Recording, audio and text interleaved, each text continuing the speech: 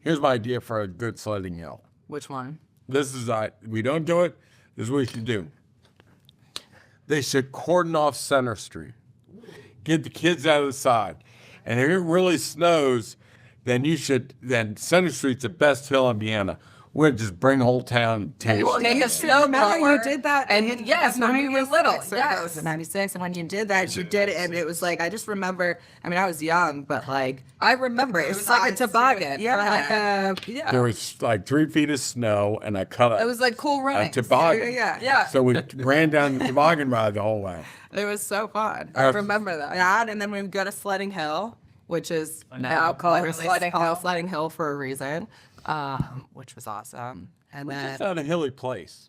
oh, there's some good ones. I mean, we went to Wolf Trap last year, and was it it was good? awesome. Except you get down, and then all of a sudden you look at the hill, and you're like, oh man, I don't want to get the hill to get me up. And then by the time you get up, But you can drive from the bottom and drive around back up to the top if you really wanted to. That's lazy as shit. But you're that way. But You want to hear that? We do it. We just put ropes to the back of the buggy, and he just drives him through the neighborhood. Oh, that's pretty fine. Yeah, I want to get snowed in over Yeah. here. Kids are going sideways, whamming. Yeah, it's in the videos. Yeah, we get the sleds and we tie them to the back of the side by side, and we just cruise through the neighborhood side by side. But I wish I was Cody's kid. Well, You guys have the most A fun. lot of toys. fun stuff. They got Yeah, I mean, the kids, I wheeling, was watching, two-wheeling. remember I was in Kelly's kitchen one time, and we're like talking, and Wyatt like drives by on a tractor, and I'm like, He was 7. is that your, no, or maybe one of them, but I'm like, is that your 4-year-old out there? No, she was driving the golf cart by herself. Yeah.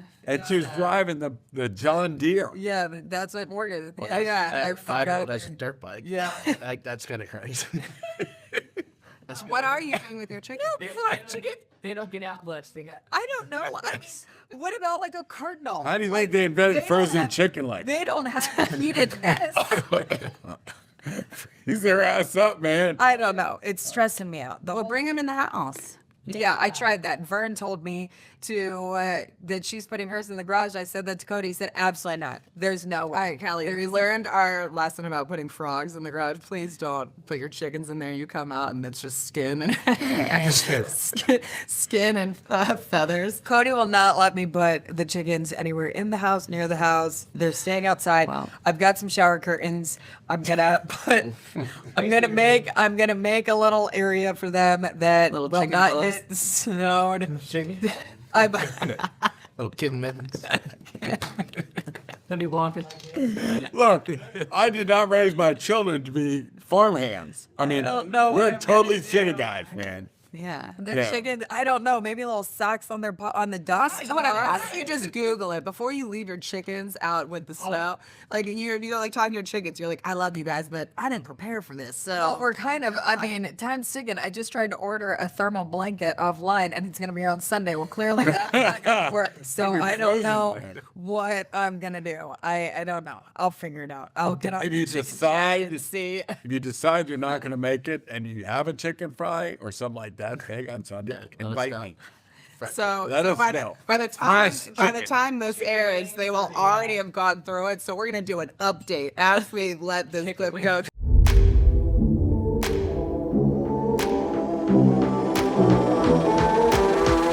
Now, Okay, so- really, there's nothing.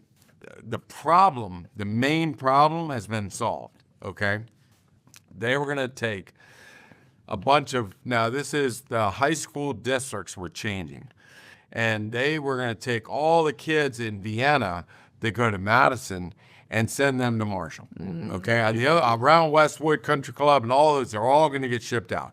And as you go down Beale Road, all the people that were going to Marshall, they were all going to Madison too. So so the Madison kids were going to Marshall, and the Marshall kids were going to Madison. So the people going to Madison weren't bitching. The people going to Marshall from Madison raised holy hell. Well, of course. I mean, Right. right there. I mean, just It's a town Vienna school. You don't. Colby's like, I thought it was a great school. I loved it. It's been a good time. I don't know. turned Not out saying okay. not saying They're Marshall. just getting trashed, Not man. saying Marshall's a bad. What's a like, man, school? they- But sometimes, if you're in the town of Vienna, there tends to be more of a community feel around Madison. That's just what people want. And just not even talking about a preference, but when it comes to home values, what that's going to do to your home value. You were Six once figures. Madison, and then all of a sudden now you're Marshall. That can be So we're realtors, so I monitor what is the cost of a Marshall home that's right across the street from a Madison home and see what the difference in the school districts are, right? So it does come out to about $100,000 if a home is in Marshall School District versus Madison School District. So does it affect home values if they take your home out of one district and put it into another one? Yes. yes. They had years back, they took some from Langley High School and went to South Lakes. Oh, Herndon. We were just at South Lakes and Herndon. we were just at a listing appointment, and I mean their old house, half their neighborhood, they went from literally Langley to Herndon. Yeah. I mean, a lot of them went from Madison, Herndon down Grail Road, Brownsville. well, that's South Lakes, not a South I'm Lakes. sorry. And that had about a $300,000 effect on those homes. Yeah. Even elementary schools, if you're in an average elementary school, let's just pick one, Flint Hill, is like a customary value of Except it's Vienna. average elementary school. Yes. I didn't want you wonder to be. we're so average. I didn't want you to be prima donnas. So you went to Flint Hill, middle of the road, right? So then you have Vienna Elementary will sell at a 10% premium over somebody who goes to another school that's not a preferred school, that's graded poorly on gradeschools.com. So $1 million house in a Vienna Elementary would go for $900,000 in the other school district. So, you know, is there an effect? Yes, there is effect. When young people move from Arlington into Vienna or wherever they're moving, sometimes if their kids are just born or one or two, they're not really thinking yet about schools. And there is a big difference, you know? So I mean, yeah, that's how we feel. Where we're now all of a sudden we're coming up on elementary, and we're Where we are, go it's to an island. Westbriar. We're- So, not anything against it, but I want my kids to be our kids. Sorry, our kids to I want my babies. All right, I'm going to the show on Saturday there. No. But we would like for them, to be, if they're a wolf trap, then go to Thoreau, Madison. I don't want to have them moving all around. the whole reason for this reshaping was to try and get everybody that goes to an elementary school go to the same intermediate and the same high school. I think that's so good though, because I have friends who, you go from the elementary school and then some go to Kilmer, some go to Thoreau, and then all of a sudden you're at Kilmer with all your friends, and now you go to Madison, and now you're the odd one out. All your friends are going somewhere because That's what they're trying to do. They're trying to think keep that's the whole class together wherever they're going. I think that's But, important. Well, it is important unless you're a group that's going to Madison High School. I know. And they want to move you out of Madison High I School. think for the kids' mental health, it's like this. Well, unless I agree. I agree. All the cool guys got to go to Thoreau, and we went to Kilmer. Me too. But you I went to Kilmer. I went to Kilmer. And Lowe's. and we had Pimmon Hills there, and it was a show. Yeah. We had a great time. And, That's a story for all there. but all the cool guys got to go to Thoreau, and that pissed me off. But I did go to Madison, so where all the cool guys go. He's like, then I beat him up. No, it was very educational at Kilmer. I can tell you that. I saw a different side of the world. Had a lot of teachers. Well, I'm from a family of 4 boys. We don't know anything about girls. We know nothing. We know baseball, football, basketball. We knew nothing about girls. If you go to Kilmer, those girls will teach you about girls. Oh, Jesus. And I was like, A lot. we're just like, oh, what's going on over here? I was very innocent. Should have come to Marshall. No, thanks. I have all the education I need in Kilmer. Oh my God. I went to Kilmer like this. Oh my God. My kids are Anyway. middle school. Yeah. I know. Take I it know. from It's Alpha homeschool. Yeah. But anyways, the thing about coming back to schools is, hopefully cut all that out.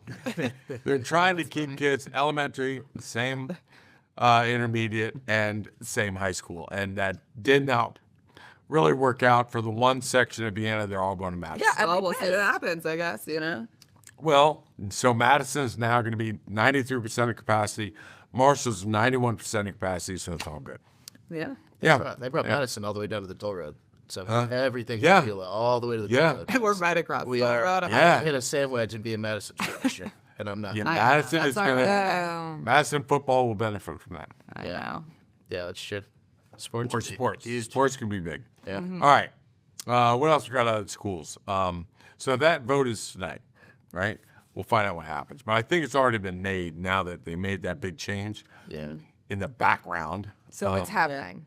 Well, there's one last public hearing at 6:15. They're giving people one last say, and then they're deciding afterwards. Yeah. There's Look, going to be a lot of pushback. it's been said. It's the vocal group. Yeah, it's- If you drove down Courthouse Road, you saw signs saying, abort the transfer and all that stuff. So the words are out. It's done. Yeah. I guess and we'll they'll see vote. what Yep. happens. How many kids are they really? Could they just not send them to Madison too? Like that sucks. I would be really upset. They are. I would be They're- very upset. Kelly, they're taking. does not say RSVP. The Statue of Liberty. Just let them all I would just. I mean, It does not say what? it's Probably so late. Let's quote. It's fine. No, they should all come. It's all right. So It does no RSVP on the set. I mean, just going to Madison and then the thought of like having to go. yeah. Somewhere else. Well, nobody wants to transfer to schools. Let me tell you something. People going to Marshall don't want to transfer to Madison. Well, young boys just heard what Colby said. They're like, I'm good with mine. Tell you the truth, I'm all in. Are they going to let you finish out if you're already there? I don't know. I mean, if I'm a sophomore. The answer is You take they the- really Yeah, if I'm a should. junior, Everybody should be grandfathered. Yeah. You should be grand. If you're in one school, Or they might give you the option. Like, Yeah. you can go if you want, but you have the option to stay. They did that with Langley McLean down Beulah Road at Yeah. the one spot. yeah, especially when I play sports. That would. I'd be pissed. Yeah. Yeah. we're starting to get all the stats in from the first part of this year. And it looks like inventory is making a big rise in some areas. So the inventory is back about 35% over where it was last year at this time. And last year we had a good start. Yeah. And then we got hit with the tariffs and everything went back down. But we had a good start last year. This year we're 35% above that. So the inventory is coming out. The buyer pool is lagging behind it. Not really as strong. But you really got to watch where you're going. What market you're in. Some are doing great, some are not. So you want to look at two things. You want to look at the inventory and you want to look at the sales that are going on, which means is the buyer pool coming back. Yeah. Well, one thing I found interesting. So we were looking at, a house that was in Vienna, and looking at pictures, we think that it was priced well. Might have been a little high, but it wasn't prepped necessarily that well. So the functionality looked great, but I saw, there's young walls, this or that.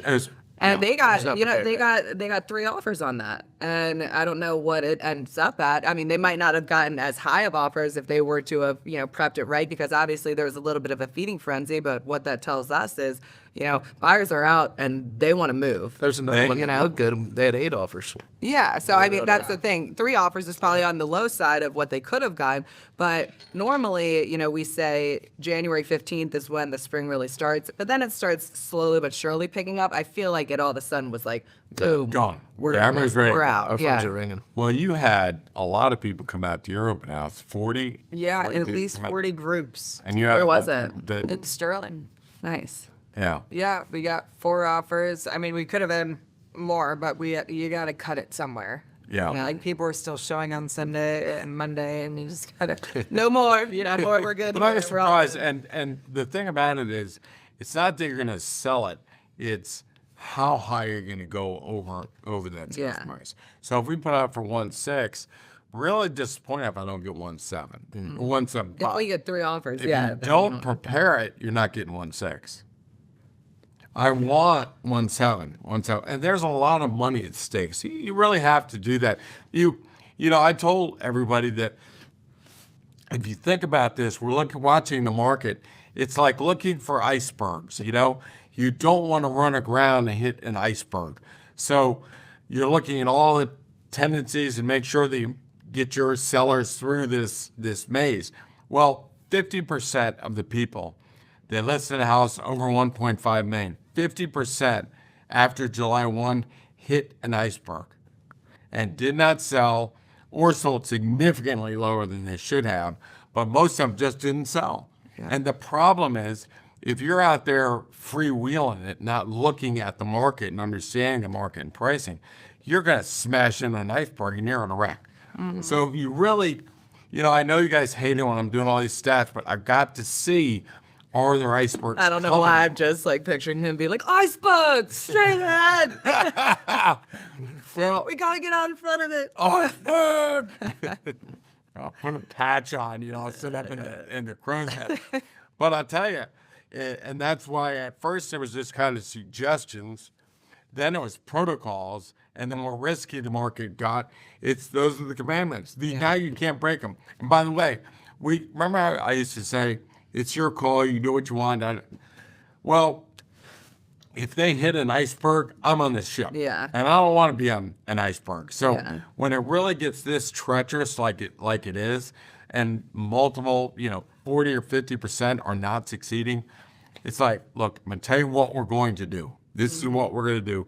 Our hands are on that steering wheel because we're not going to go, let's go over there and smash into an iceberg. Yeah. So you really have to be very disciplined. And by the way, Jamie, that was such a great clip coming from Indiana's guy.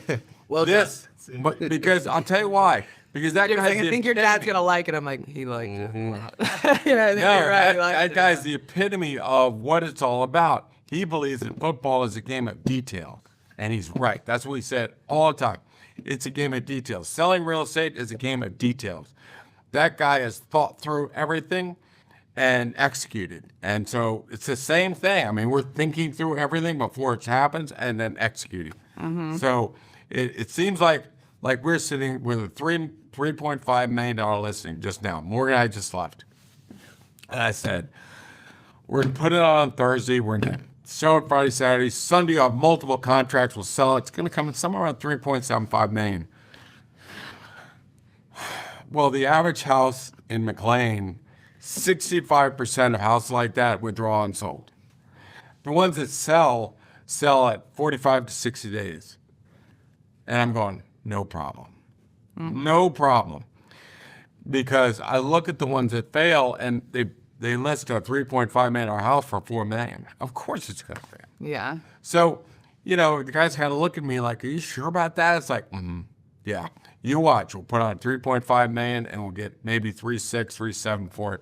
And we'll get it in the first weekend. So it's just a function of once you stage it and once you priced it and you know your market and Julia does the marketing, it's going to be a show. Oh yeah. No, it's great. So that'll happen the first week of March. But mark my words that will not see the second week of March. It'll be out just like that. No, it's great. And it's all about finding, obviously, like the unique characteristics, and then we target market, who we think we find the buyer, figure out who the buyer is, find a golfer. and then, we'll call me. Colby will be in the basement the whole time. The ceilings are 12 feet tall. You ever been a house with 12 feet ceilings? Massive. It's 2 floor, yeah. The basement is 10 foot high, which means, yes, it's got a full swing for a golf, what do you call it? Simulator. Golf simulator. It's badass. Yeah. So $3.5 million will fly off the shelf. 10 feet in the basement. That's massive. 10 It's feet. huge. You'll Yeah, accept back it. swing. Huge. Yeah. Yeah, you need to make more money by that house. Seriously. Yeah. That's a very, very nice house. That's But, awesome. So one of the things that we were just talking about was, obviously this will probably air after and we can see whether we get them as much snow or not, but the prediction of how much is it going to snow? Are we going to get that much? And then, Anywhere from 0 to 40 inches. yeah. So, yeah. That's me saying your house could sell anywhere from $1 million to $4 million. What kind of spread is that? Easy job, man. Fair weather, man. Yeah. So, something tells me it might snow. Like I said, it's as useful as tits on a bowl. I am so tired of hearing these guys give us their predictions and them being wrong. And they canceling around and it rained for a half hour, a little trickle. They'll get to school in Loudoun County for that. Oh, my, yeah. God. So, I mean, Well, let me what are you just comparing that to? can I switch something over here? Yeah. Let me ask you guys. The economist Oh, that predicted the the economist for the National Association of Realtors in 2006 said it's going to be a soft landing. In 2007, he says it'll be a soft landing. Prices are going to increase. And by 2007, he said, well, the housing crash of 2000, that's how he started. Well, if there's going to be a crash, then why didn't you say something in 2006, 2007? You weren't looking for the iceberg. Like I said, one looking for icebergs. It's the stupidest thing of all time. You guys may not have been in the market, but at that time, in high school. literally, if you were a ham sandwich, with a Social Security number, you could buy a house. Like Yeah, you didn't have no doc loans, no income, no asset, no job, you didn't have to verify anything, and you could get. So I could have bought a house for a ham sandwich back in 2005. So all these people come in and start buying houses. They can't afford them, right? And their prices go running up, and then all of a sudden, that started to crash. And they said, okay, instead of no money down. By the way, the ham sandwich didn't have to put up any money down. 100% financing. So then they go, okay, we screwed up. Nobody can buy a house unless you have 20% down, solid credit. We checked everything. You gotta have it. And all hell broke loose. The lending went from this to this. And when it went like that, the whole market crashed. And it went down 40%. The sales went down 40%. The price went down 40%. It was a nightmare. Nobody could, I don't know how business owners can run a business when that kind of a thing happens. That's why I sit in the crow's nest. Because I've been in those and I've seen those. Our housing price went like this, and I'm sitting in the crow's nest going, is this going to go like this? How is this going to go? Now, I'm not going to be this turd that sits up and goes, this is going to be a soft landing. I'm saying all I know is we're 20% over where we should be, and now inventory comes back, and it's going to start leveling off and getting down. Well, and that's what a lot of people really can't stay up to speed on what is exactly going on in this moment in time right now. So it's like, can we say what we think? Anyone can say what they think, but we're telling you what's happening at this very moment. I mean, even when we're going to price homes, if they're going to put it on in a month, 2 months, we're saying this is what our model is telling us in this moment. But when we come back in a month or 2 months, it could go down, it could go up. Like, we have to look at it at the right time, So if inventory goes up, probably that blah, blah, blah, they got to look at that house, go, who are our competitors? You've got 3 competitors, they're all overpriced by $300,000. There's no competition out right now. That's what I was telling them. Let's get this thing on tomorrow, because we don't have any competitors. And the people that are on there are just so overpriced, it's ridiculous. But I think sorry to cut you off, but I was going to say, I think that is where a lot of people might go haywire is they, say a price and they don't realize market conditions changed. Inventory went up in this last week, 2 weeks. They still stick on a price, and then that's how they get screwed because. Well, Morgan, the thing about it is somebody will go, well, the Jennings sold their house and got 1.2. My house better than Jennings. I should get 1.3. It's like the Jennings house that's sold today is about 1.1 or less. And you'll be lucky to get 1.15. So we're very lucky. You guys don't know how lucky we are. We are so lucky. We can prove prices and people believe us. When you have a good track record, people will believe us. So we don't have a problem. Yeah. The problem is a seller will bring in maybe an inexperienced realtor and go, well, Jennings sold for 1.2. I should get 1.3. Okay, we'll put it on for 1.3. And it doesn't sell. I mean, that's why when, we're going and putting in an offer how we did at the beginning of the year, and, you don't want to offend anyone, but it's like, can you please explain to me how you got the price for the listing? Well, one on the neighborhood sold 2.2, so, it needs a little update, so we're going to just meet in the middle. It's like, that's the dumbest. But the bottom line is, if I know why houses hit the bricks or hit the icebergs. I exactly how they do it. They overprice like they have for the last 50 years, and the market won't accept it and smashes right into it. I want to watch this. It smashes right into an iceberg. Well, I mean, we just had this situation with another house that they just called us back in to list, but they had tried to. They met with us and decided, very poor decision, to go with someone else. Very bad idea. So, we said if we price it at one thing, you could get this number. Well, went with another realtor, put it at the number better that number. we said that you could get to, sat, drop. You just told everyone you're not worth it. And then they had to rent it out. I mean, they're in a really, bad situation because they did it wrong. They would have And got that, no doubt. no Lemma, they would've doubt, got and that. they would. And, 'Cause it's and an awesome house. And the sad thing about it is this is a very stressful, big, why am I drawing it? Talk Like, to somebody. Yeah, talk to somebody. It's in Iceberg. That woman was going to go to But therapy. that's what I was saying. It was a big, asset that all of a sudden they have a lot of money in it and they're just losing it through the year. And now they have to rent it out. And it causes a lot of emotional distress, So, and financial distress. Well, and again, which- that's what I mean. yeah. But let's just be clear on this. There are thresholds that buyers look at: $1 million, $1.25 million, $1.5 million, $1.75 million, $2 million. And if you go over that 1.5 threshold, there's not going to be a buyer pool sitting right over top of that. Yeah. You got to stand there. That's where all the buyers are. And I don't know that he was a very experienced agent that took that over. Yeah. I don't know why he would put it and miss the says whole Casey market. Samson said, it's maybe missing it's worth this. It's like, all right, well, shit, we're going with that number, but I said we hit 160. exactly. But that's Not the sway. The strategy is not to price it at that number. exactly. Get over the threshold. So Wow. it's sad. We have to come in and talk to people, and it is very sad. They've lost $100,000 plus. Yeah. They've told the market they're not worth 145. They're going to rent rent it. And now they're locked in with the renter, so they're missing out on this perfect opportunity right now when inventory is low, they buyers know are out, that. And they know that. and that's why you just feel horrible, and Yeah. you wish you could. The only thing we can do is start at the beginning and do it right the next time. Yeah. You know what I mean? And I think that by coming in, staying under 1.5, then really promoting and getting people in, we might make it back up to 1.6 while we're pretty close. Yeah. You know?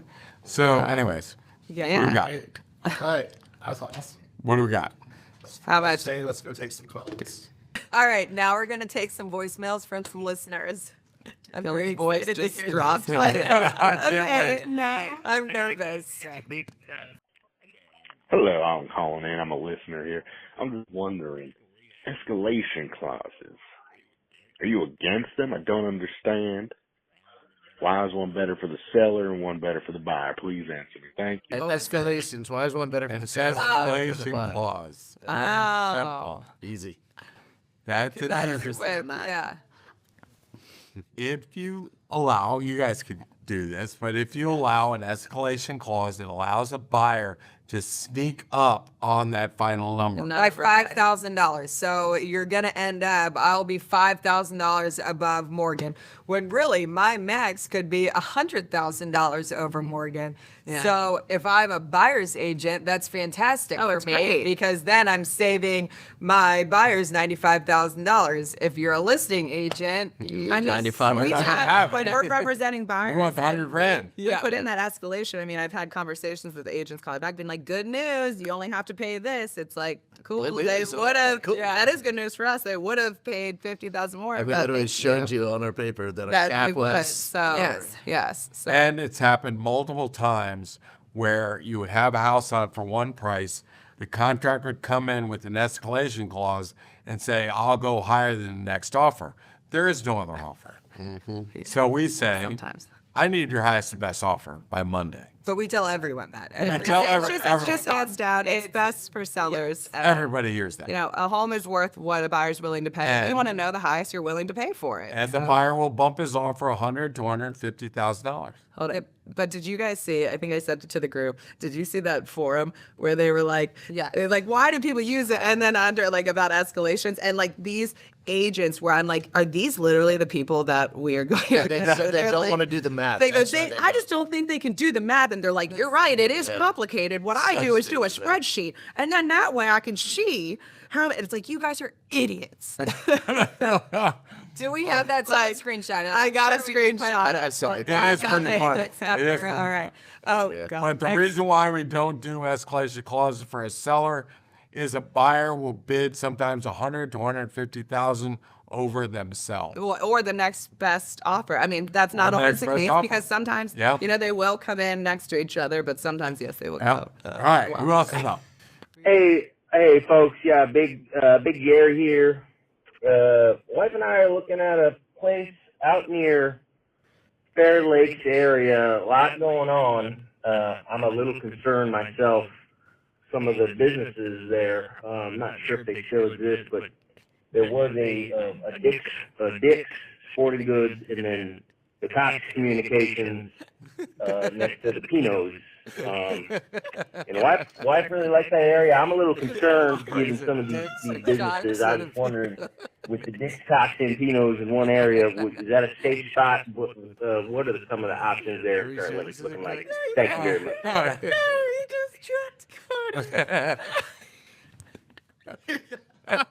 Is it Dixon Cox and Peanuts? The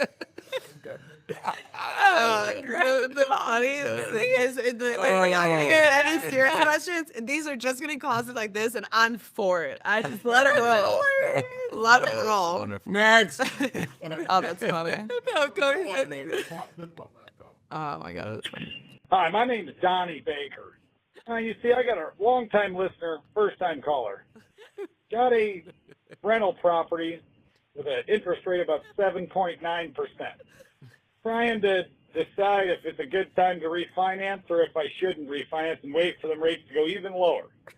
We want this thing to cash flow, and right now it's just costing us cash. When you get this, you can reach me at 989-307-3399. Thanks. Let's cry. Dick's, Cox, and Peanuts crushed it. Sounds like Donnie. Kilmer short bus. Excited Paperweights. He's losing money everywhere. That is getting killed. He's hemorrhaging dollars. Oh, my face hurts right now laughing. Oh, yeah, that's funny. That's the question, Donnie. How do you get the 7.5% of interest rates? Jesus. Because when you buy a house that's really close to your primary residence, they check the interest. You sound like you know them. Oh, Kelly. I don't know if Kelly's laughing or crying. It sounds like I'm gonna buy further than 40 miles outside your primary residence. Oh my God. What I hear. So I hear. No. So I forget. The answer to that is absolutely no, because you shouldn't buy a property you can't get to within 20 minutes. I don't believe that people should buy a house 40 miles away. Or Well, he's asking if your interest rate. he just wants to know if you should refinance now or wait for rates to come down, and rates are coming down. Just they're on their way. Just So let keep waiting. Yeah, just settle down. I'm sorry, Dad. Did you just predict something? So the answer to your question is to wait. Oh, jeez. I And guess keep hemorrhaging. Yeah. Keep hemorrhaging that much. $450 a month. You can afford it. You can afford it. We think. We don't know who Donnie Brasco is, but yes. All right. Donnie's still bad. Yeah, Donnie's doing fine. Are we done with Greg Brick and Marcia and Jan here? Well, yeah, thanks. No, All right, I'm just thinking. It really occurs to me, like, I was watching Brady Bunch. It's like, fuck, I'm like Brady, man. I'm giving all these foul things all the time. And you're Jan or you're Jan. Did you really just call me Jan? I don't know which one of you I is wanna Jan be or which one is Cindy. Marsha. Yeah, I don't think I really just kind of bops around. You'd really be Jan? No, I don't think no one wants to. Wasn't Marsha the hot one? Yeah, so Everyone wants to be Marsha. Nah. That makes Are you Marsha? Or she? Colby's like, yeah, Marshall. I know I'm Mike Brady. That's all I know. Signing off. So if anyone has any questions and wants to call in, we're taking live voicemails, and you can leave us a voicemail at 703-996-9532. It can be serious. It can be funny. We just want to hear from you. No dirty stuff like that last one. Fair Lake sounds fun. Oh, yeah. She's going to Paris. She's going to Paris. Is that 40 miles from Where are these? You know what? It is more than 40. Oh, good. That's all right. All right, guys. We'll see you next week. Cheers. Let's get you. Empty glass. Sorry. Will someone get this guy a bigger mug? Jesus. Yeah.